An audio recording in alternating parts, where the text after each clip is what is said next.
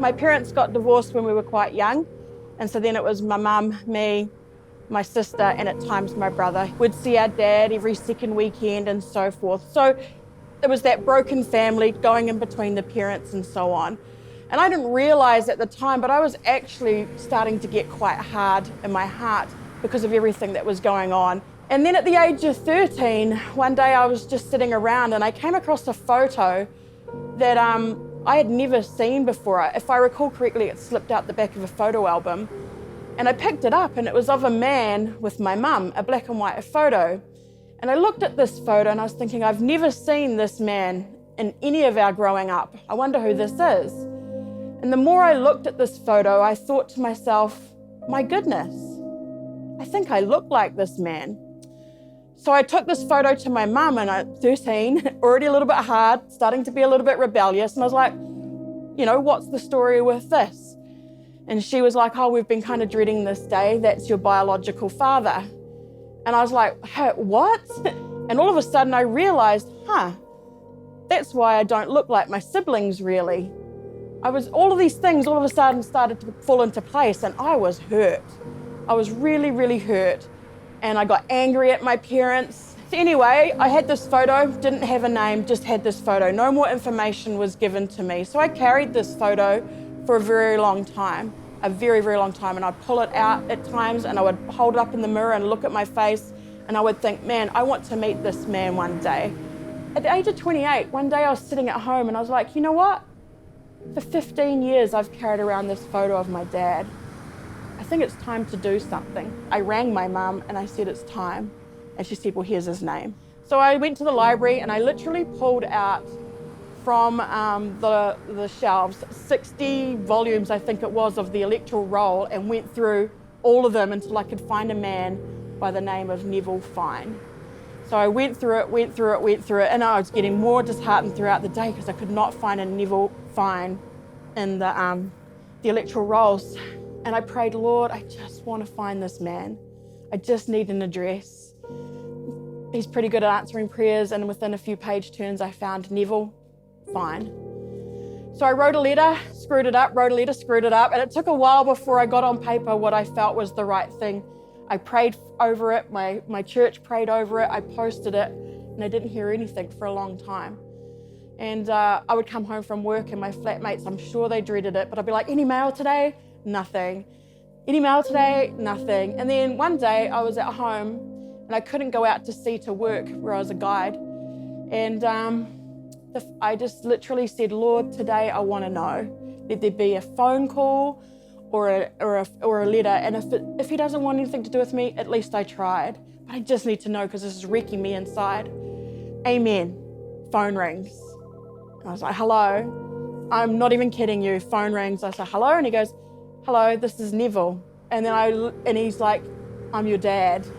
And I just burst into tears. He started crying. We talked backwards and forth. He had been trying to find me, but my mum's maiden name had changed a couple of times.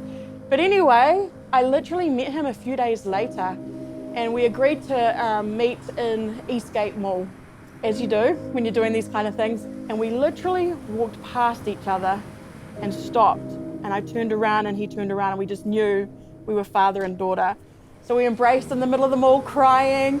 We go to McDonald's, we have our conversation, and it was just wonderful.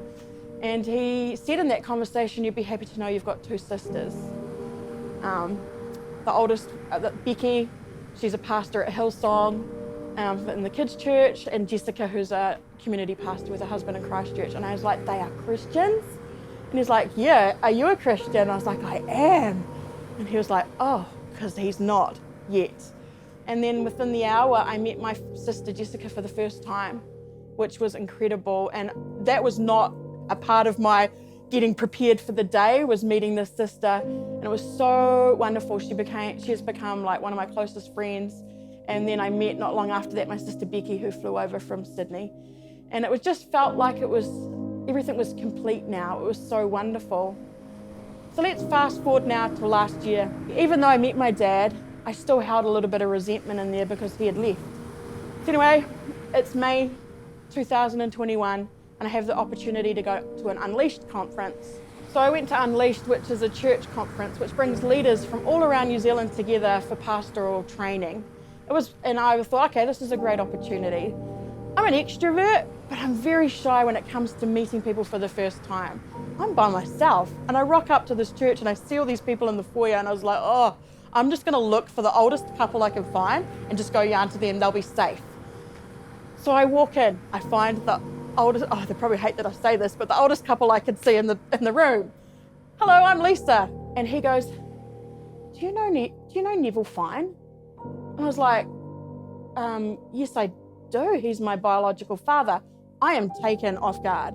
I've never had anyone ask me that before, ever. And he goes, I knew it as soon as I saw you. I knew you were Neville's daughter. I was like, wait, how do you know my dad? And he said, I was with your dad that whole journey when you wrote to him and you met him. I was there that whole journey. I was alongside him. We would talk about it, etc. I was like, wait, how do you know him? And he's like, we grew up together. We went to primary school and so on. And then we ended up working together for years at this cable company and so on. And I was just like, excuse me, this is blowing my mind right now. And I was just like, oh, wow. And he's like, so we got a photo together, and I sent it to my dad. And I was like, you're not going to believe who I've met. He's a pastor now, because way back then, Stephen wasn't a Christian. And my dad's like, what? I've not thought about this man for a while or whatever. So all of a sudden, Stephen and Irene are like my best mates at Unleashed, and we're having a great time. And it was just like, I went back to my Airbnb that night, and I was like, Lord, what are you doing to me?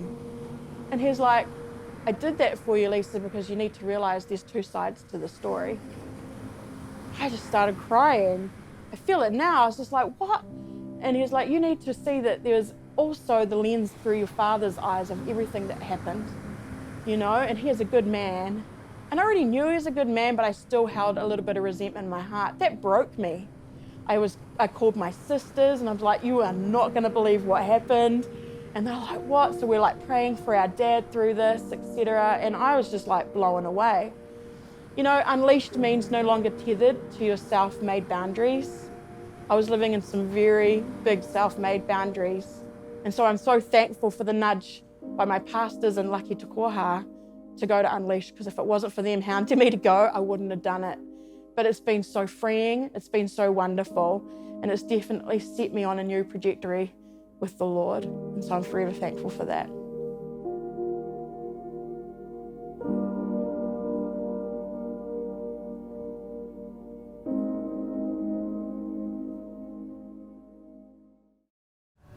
I hope you experienced the love of Jesus as you watched this video.